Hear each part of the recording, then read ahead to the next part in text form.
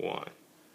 The city of Indianapolis has changed because years ago, downtown Indianapolis after 5 p.m.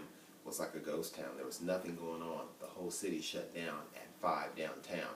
Now, as you can see, we've grown, larger buildings, more activity downtown. We've brought people to move back downtown, to live in homes. Lockerbie was one of the first areas where the city was bringing families to come back to live downtown. Then they've expanded out on the near north side to other housing additions.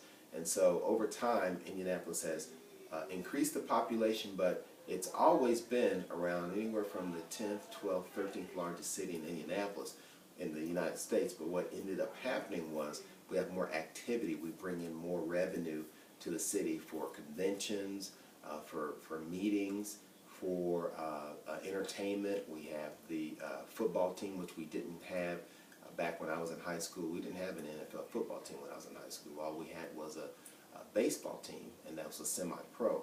Then we got the Pacers that were switched from ABA to NBA. That brought more revenue to the city because more NBA teams were coming in town. We had a basketball stadium that seated maybe 12, 13,000. Now we've got a stadium that seats about 14, 15, maybe 16,000 with box seats. So now there's more revenue, more people come to see the games, and there's more revenue generated for the city. Downtown is a very active environment after 5 p.m. All the way up through midnight and on. But we didn't have that when I was growing up. The outer cities and towns outside of 465, the Beltway, we didn't have all that. We didn't have the nice places on the east side or north side or the south side. So some of the malls have expanded and they've gotten bigger. We've got I-69 corridor going up north, which is a nice area where the city has expanded with shopping malls and open air shopping plaza. We've sort of reinvented ourselves downtown Indianapolis, and also the Lafayette Square area, which is now an international area, which they are calling that corridor going out 38th Street, the International Center.